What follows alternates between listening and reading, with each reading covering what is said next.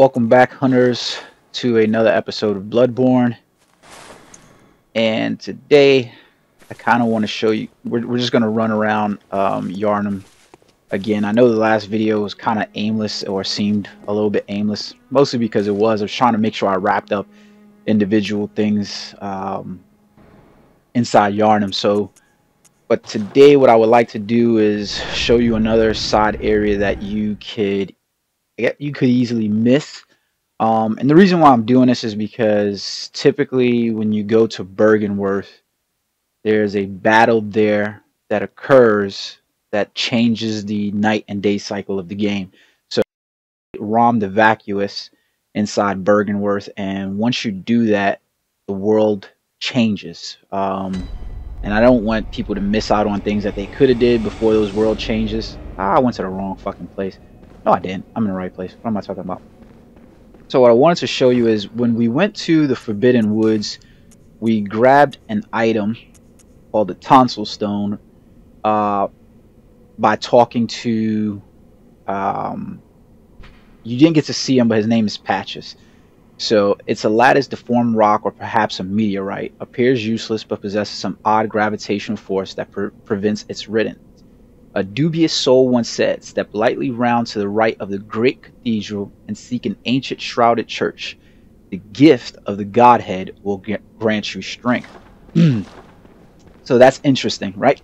Because it's literally telling us what to do, and we're going to go do that. So it literally wants us to go around to the right of the Grand Cathedral, and let's make our way around the right. I think I'm actually going to kill these guys this time. I'm not familiar with them running away like that or walking away from me. And what they mean by to the right is that direction right there. So you see, you don't even have to kill him. You don't have to kill these guys if you don't want to, apparently. I'll kill them anyways, though.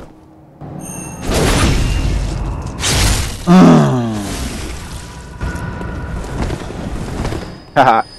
You missed me, fucker. So these dudes got their weird crosses going on.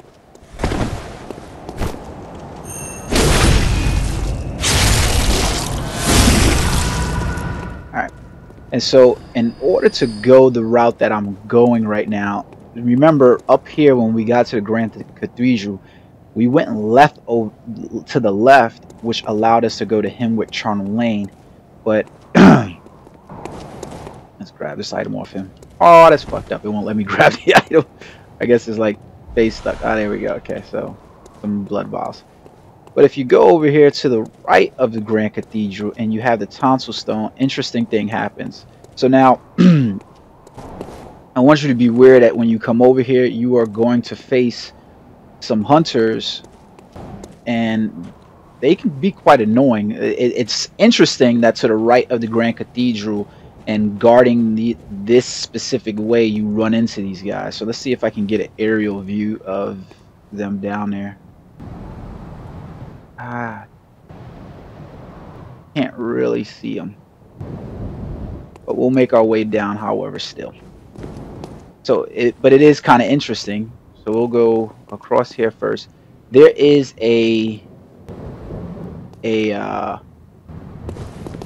I don't know what to call them. I'm gonna call these things like crystal lizards, because that's what the hell they were to me. I can't remember. I can't remember the exact names of what they're called here. So forgive me. You can get across over there to that top, but before we do, we're gonna make our way down these stairs.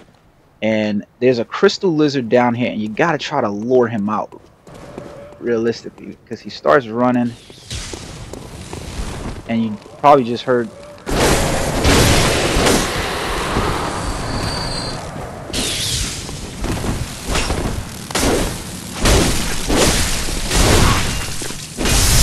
Shit.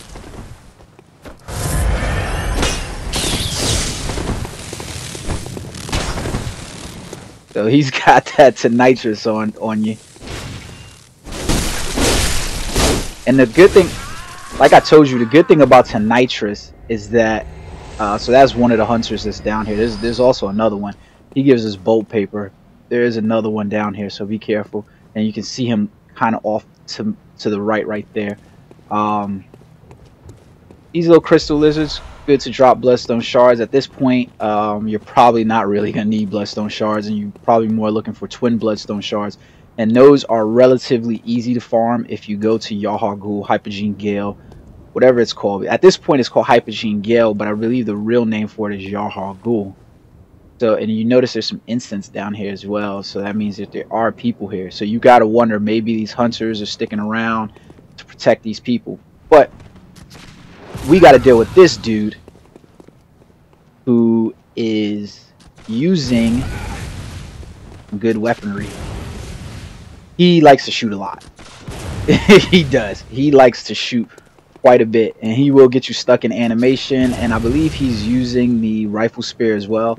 So it gets kind of he's quick. Just put it that way. So I kind of try to usually lure him towards this to get him coming towards this well right here, and then once he gets close, it makes it kind of easy. The other way is to just, he's not going to be stronger than you at this point, especially if you've been following along with me. So, but you can kind of tell he's quick.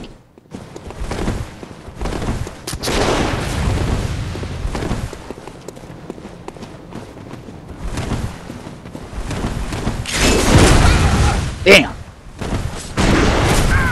And it's not, yeah, so he has a rifle spear, which is you can see the utility of it, because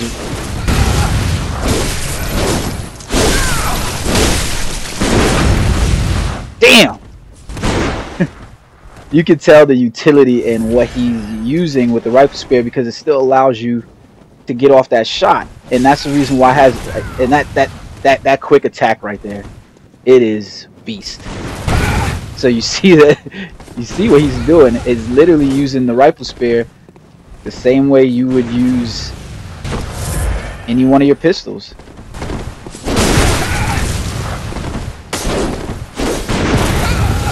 It is but annoying having this battle with him.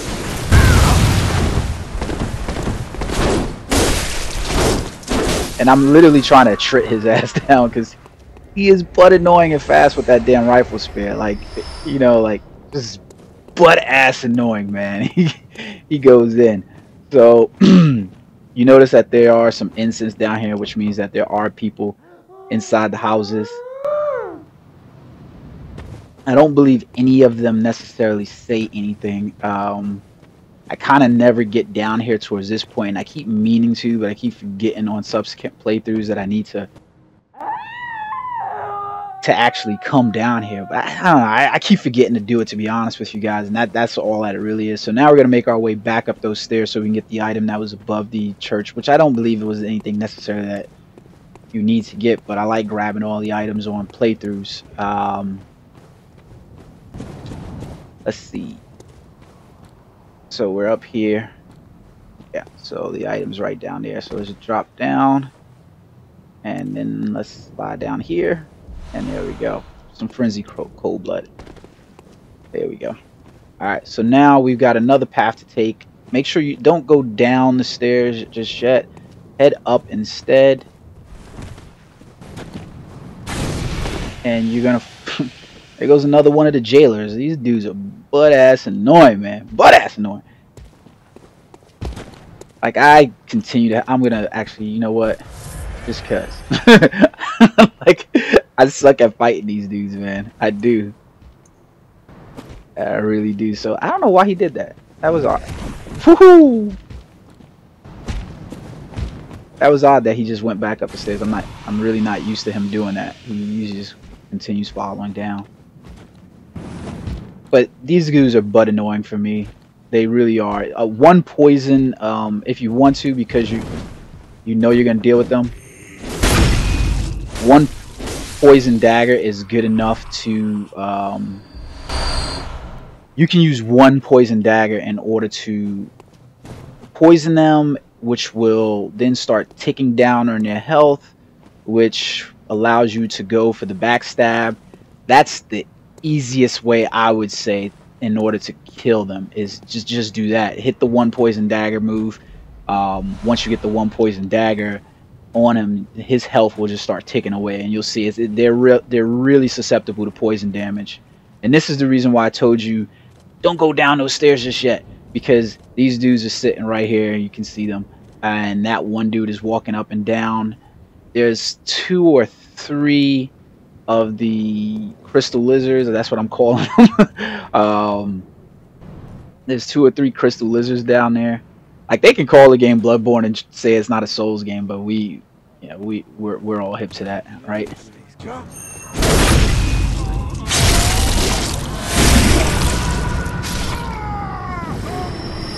So that's 1. Then we'll fall down, and that's 2. Now we can grab this item right here. Some quicksilver bullets from him. And he's chilling over there. I believe he doesn't come close enough for you to actually fall down on, I don't think. Okay, he did. I don't know if any of those attacks actually hurt. This is the first. It looks like he's actually jumping up high enough to actually, if you're there, that he could hit you. So these are another group of enemies that I literally suck balls trying to fight, to be honest with you guys.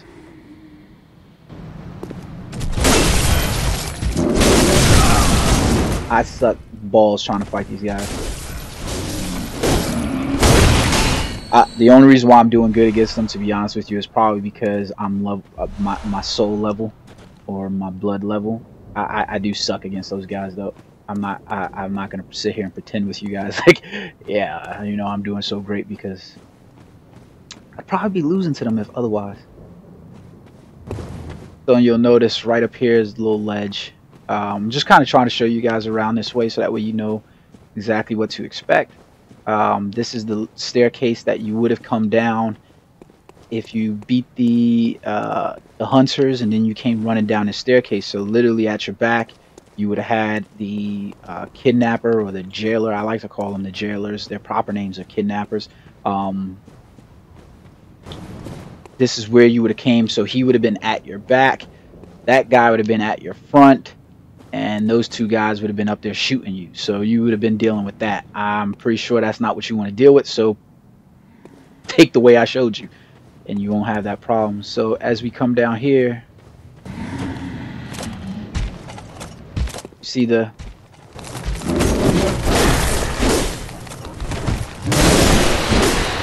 There's another lizard.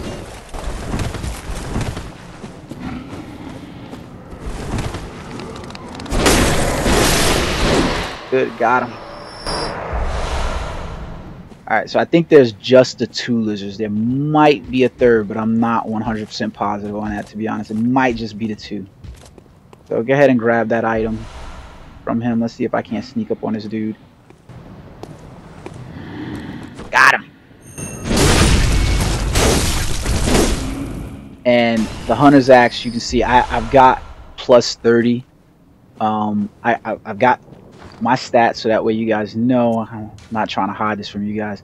I'm soul level 56, and my strength is 30, and I'm using a plus 6, I believe, plus 6 hunter axe. Yeah, so these guys aren't really posing me much of a threat. This area was kind of like a means for you to come to earlier in the game if you wanted to. It's like a side optional area, but it only works if you come over here and you have the tonsil stone on you. Otherwise it doesn't work.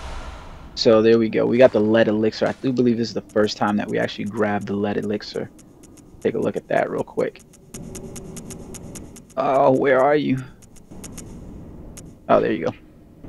A heavy, syrupy liquid medicine temporarily shifts weight to make deflection of attacks easier, but must be used with care, as it also slows movement with no change to defense. Its recipe for this mysterious concoction is unknown, but some postulate that it materializes only when the most desperate nightmares.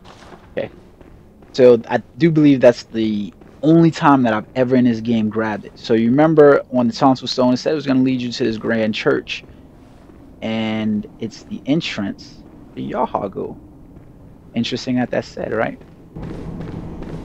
Come in.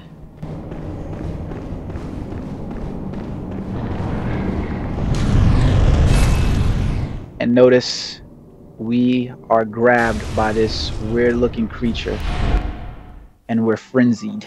I don't die from the. It's interesting enough Oh, alone. Amygdala. Oh, Oh, Amygdala. Have mercy on the poor bastard.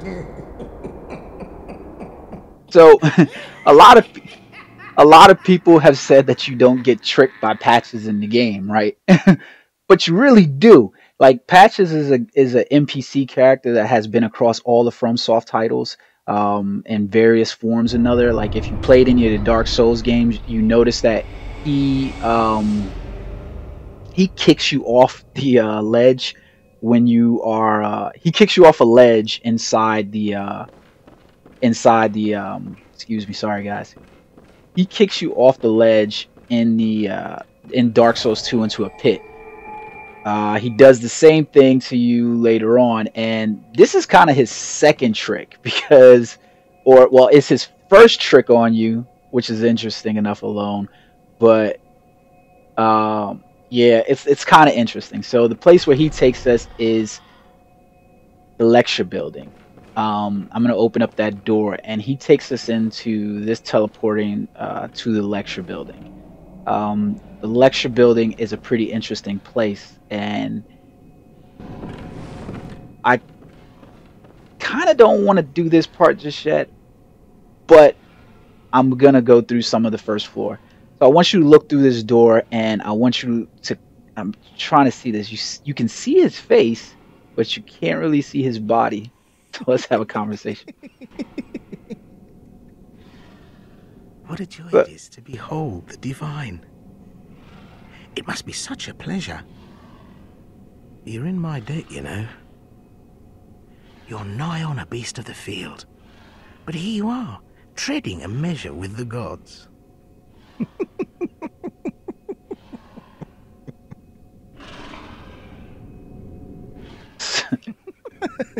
Are your feet as fat as your wits? Oh, cease this dithering. Take the plunge. Throw yourself to the wolves.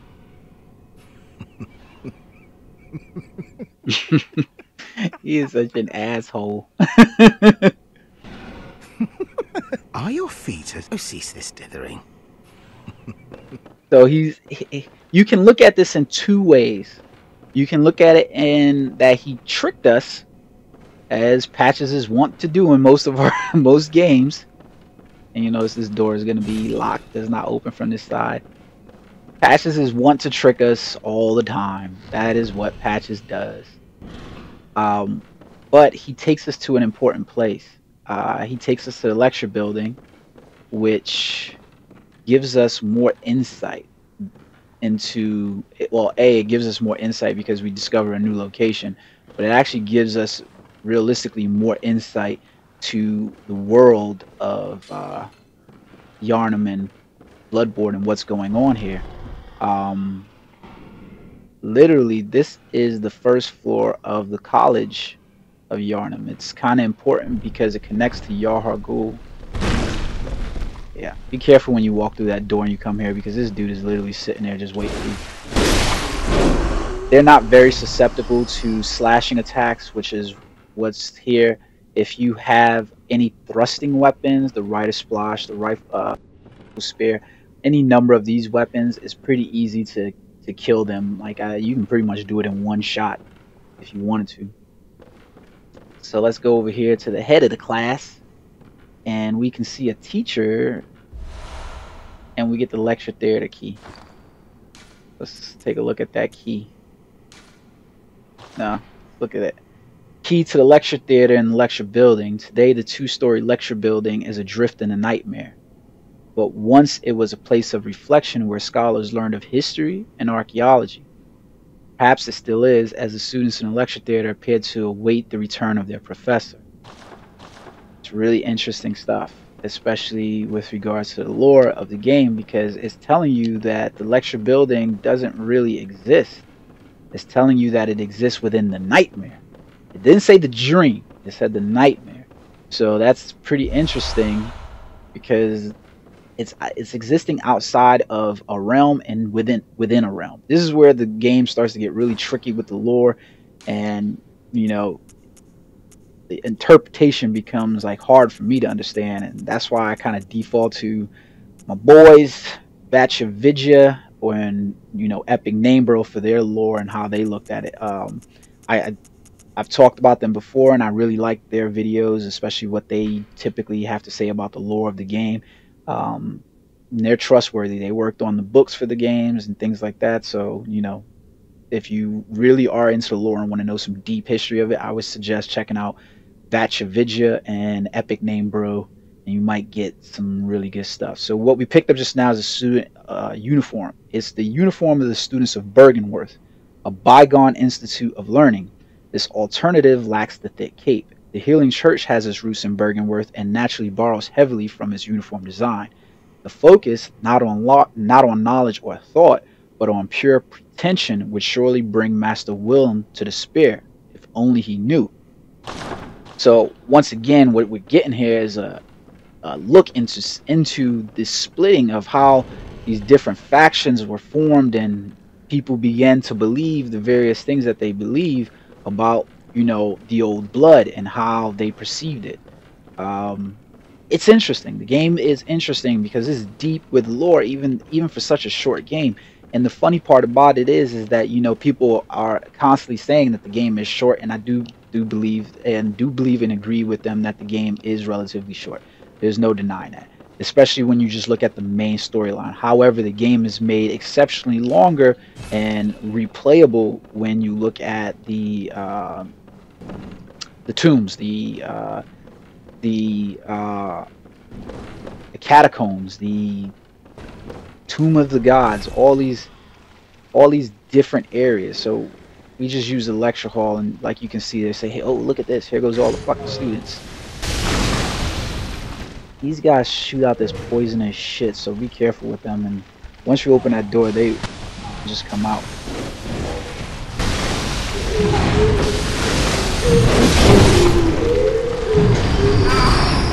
Oh shit, he caught me.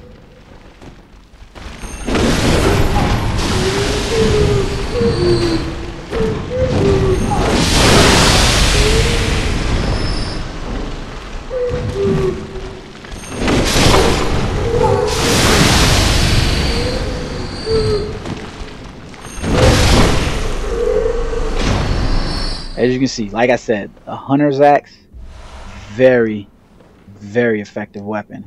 I love it for its moveset. I love it for its range. To me, to be honest with you, it's probably the best starting weapon in my opinion. I mean, the moveset is very compact. It's not slow. I like it. Even in its transform version, it gets a little bit slower, but it's wide ranging and wide reaching. It's a good weapon. It's just a generally good freaking weapon. Like I said, you can play through the game on a strength build with just this weapon. There goes some more of these dudes. Want to come over here to dance. And there's a few of them in there. And they have weird movement too. Like you see it, like I remember the first time playing this, and these dudes came out and everything, and I immediately started thinking about the Ring, because it was like it's really weird. Like if you look at so think about it in this way. When you look at the background to the area, you can tell the game isn't stuttering. There's nothing wrong with the game, especially once you kill them. You can tell that they're moving in a different way, but they move in a really nightmarish sort of way. Like if you remember Samara from the Ring and the way she kind of stuttered, walked, and everything like that, it seems like they are outside of what exists. I think that's the best way to explain that, or I'm trying to convey what I mean with that. Is that their movement and even just their existence in this area, it doesn't seem like it's the same way where when you kill other things in the game, for instance, they fall, they ragdoll effect and everything like that, you know what I mean? Like that's where they die. These things, they seem like they fall into another realm outside existence, and maybe that has something to do with the history. And when you're thinking about these guys are supposed to be sitting here for all of this time in this nightmare waiting for their teacher to return. Who is their teacher? We haven't gotten around to actually seeing the teacher yet, but we will. And it kind of, goes to the point though. So there's some interesting, in my opinion, things that are occurring with the game here, as far as lore wise with regards to these characters, and the lecture building. So go ahead and come over to the safe. And I think this is a spell that we're about to pick up. Yeah, the Augur of Ibritus. Really important spell, at least with relation to lore. Depending, I don't have the arcane to use it. I don't have the arcane to use any of them, to be honest with you. But I want to check out this. Partially summons Ibritus. Remnant of the Eldritch Truth encountered at Bergenworth. Use phantasms, the invertebrates known to be augurs of the Great Ones, to partially summon abandoned Ebritus. The initial encounter marked the start of an inquiry into the cosmos from within the old labyrinth and led to the establishment of the choir. It's really interesting. When we look at the Beast Roar and we look at Old Hunterbone, we just kind of get a magic sense to the game, or like a technique based thing to the game. When we look at some of the future spells that come into the game, especially like the Augur of Ibritus, we start to get a different kind of picture, I guess, of the game, where we start to see this tie towards the cosmos, and we start to see this tie towards this heavenly pursuit, I guess is the best way to put it. That's what we're starting to see now, is that there were certain people that started finding out different things from the old blood, and it was no longer just, hey, guess what, I found the old blood and that was it. Now we've got the old blood, and it's being used in different sort of ways. We're seeing a different scope of the game. So and how different people, kind of like our Christianity and our various other religions, how different people come into a certain belief of an existence, and then they form their own speculations, their own opinions about things, and they form their own, paradigms, their own religions, and so forth like that, or their own sects. So look at that dude sitting over there. He's protecting him. You can easily just run past him to get him to drop. Why didn't he do that? What the hell? That asshole.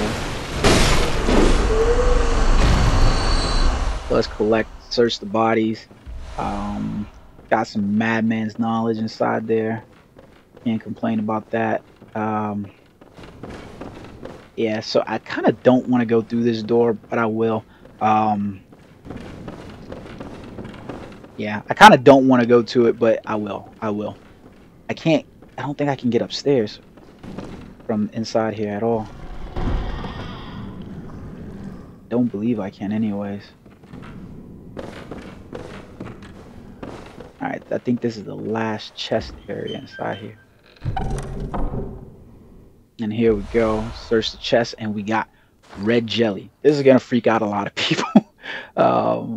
Realistically, it's going to freak out a lot of people, yeah. So we've got bloodstone chucks. We've been collecting bloodstone shards and everything. We've got ritual blood, bloodshot eyeballs. Clearly, people were just, being out there science. This is the kind of science we don't want to see, in the real world. Especially when we talk about cloning and stuff like that, we don't want to see this shit. But there you go. Look at that. It's a fucking embryo. Material used in holy child's rituals. Stillborn infants born of a creature of unknown origin, of the type found in some corners of the old labyrinth. This is interesting, and it plays out in the story once you start to understand some of the things that are occurring. I want to show you guys another item that's it should be still in our inventory. I believe I picked up one. Maybe I haven't. Maybe I haven't. Maybe I haven't. Maybe I haven't. Doesn't look like it's there actually. Oh man, I thought it was in there. I thought it was in my inventory. Yeah, that sucks. That does suck. Damn, I thought I had it in my inventory, but I don't have it. But we will run across it, and when we do, I will bring it up. You are, in order to get the, and nah, you know what? We're 3 months out, so if I'm spoiling something for you, shame on you. Let me stop. there are 3 items that you need to collect in this game in order to there are 3 items inside the game that you need to collect in order to really progress to the what people are calling the true ending of the game, and they're called umbilical cords. There are actually 4 of them, and that's why I'm surprised that I don't have one of them, because I believe you get one of them from the old abandoned workshop. Maybe I ate the shit. I don't know. I don't remember using it, but um, yeah, that's kind of weird because I'm pretty sure we went to the old abandoned workshop, so I should actually have one inside my. Oh, there it is, right there. I scrolled right past the shit. All right, so we had the 1/3 of the umbilical cord, a great relic also known as the cord of the eye. Every infant great one has this precursor to the umbilical cord. Every great one loses his child and then yearns for a surrogate. The 3rd umbilical cord precipitated the encounter with the pale moon, which beckoned the hunters and conceived the hunter's dream.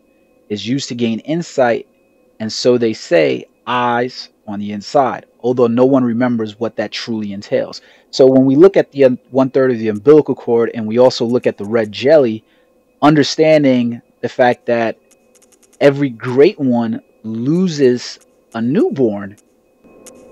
When we went down to the old labyrinth, that's where the Bergenworth College originally found the old blood. So there was theoretically great ones down there. And in order for there to be great ones down there, they had to be trying to give birth to babies. So these red jellies, more than likely, are those children that they lost. The great ones can't conceive. And in order to do so, they're looking for surrogates in order to conceive.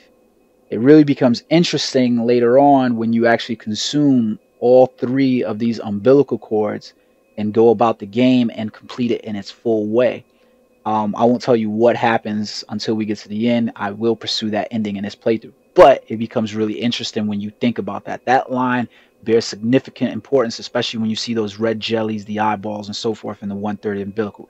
Every great one loses his child and then yearns for a surrogate. It's important to think about that. And here we go with our lamp. Booyah! And we have unlocked the Nightmare Frontier. Now, I don't really want to do this area just yet, to be honest with you. I'm going to go back, and I kind of want to just... I'll leave the video for where it is right now. That's what I'm going to do. I'm going to leave the video for where it is right now, and we'll come back. Let's take a trip back to the Hunter's Dream. We'll come back, and we'll get into that. Another point that I kind of want to make and bring up was, prior to this point, the best path that you could probably, if you needed to farm souls or echoes and get your echoes up, is that you could take the path for him with Charnel Lane. Probably the best path hands over game, especially if you're low level. Once you get to the lecture hall building 1 at the first floor or the basement that we were on, that really is probably the best path. You're going to get a lot of XP from those students. So take a look at that. Notice also that on this gravestone, we don't have the lecture hall building. It's not there. See that? Bergenworth is here as well. The Forbidden Grave, the Forbidden Woods, him with Charnel Lane is there. Hypogene Gale, the Abandoned Workshop are here. But then we go up here, and now we see that the lecture building and the Nightmare Frontier are actually here. And notice that above that says Awaken Above Ground. So all of these, we're supposed to be like, it's almost like we're in hell or something, existing down here in the Hunter's Dream.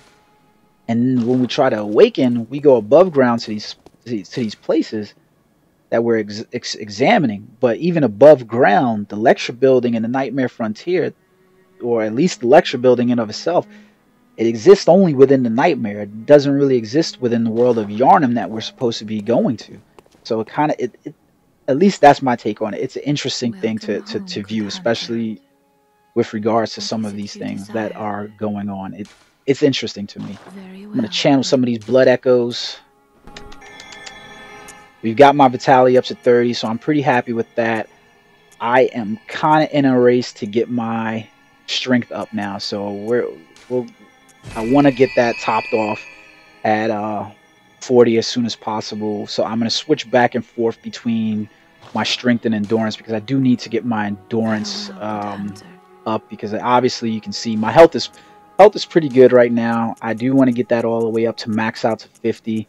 Probably not as important as it looks to do so, to be honest. I know I'm kind of just making it look like I'm just running over things, but keep in mind that this is probably my fourth, I think it's either my third or fourth time playing the game, because I lost my data at one point with one of my characters, and I was more than 3/4 of the way through with the game, and then I had to restart it. I think that was my arcane build, so just bear that in mind. Let the echoes become your strength. All right, I'll let them become my strength. Channel. All right, there we go. That's what I wanted. So once I get to 35 strength, I think at that point I'll start trying to I'll try to start getting up my. No, you know what? I'll do 2 and then 1, 2 and then 1, 2 and then 1. That's what I'll do. I'm more interested in my strength and my stamina, because if you hit hard enough, you won't have to hit too many times. that's the way I view it. The same thing with skill and all those. If you hit hard enough, you won't have to hit but so many times. And I kind of always view that in all of my Souls plays and everything else like that. If you hit hard enough, you won't have to hit too many times. Now, it's a little bit different in Souls games, just because, you know, well, in a Souls game, my endurance also is a reflection of how much weight I can carry, and it has to reflect more on what I'm using. But in this game, because I don't have to worry about it, guess what? I'm not going to worry about it. I'm going to purchase this, the Ashen set. As long as you're above 10 endurance, you don't have to really worry about any of that stuff, so it's not a bad thing or anything like that. And I'm going to purchase some of this, I'm going to purchase some of the bolt paper. I know I didn't need any really, but I want the bolt paper. The bolt paper is going to come in handy later on. But guys, this has been another episode of Bloodborne. Hope you guys are enjoying the series, and if you are, please stick around. Hit that like button, subscribe, comment in the section if there's anything that I'm missing in the game that maybe you do, especially if it's some lore talk. Remember, check out Vatchavidya, Vaati Vidya, or Epic Name Bro. Their channels are really good for lore, and they'll probably do a better job than I could ever do on that part, which is why I'm giving them a shout out.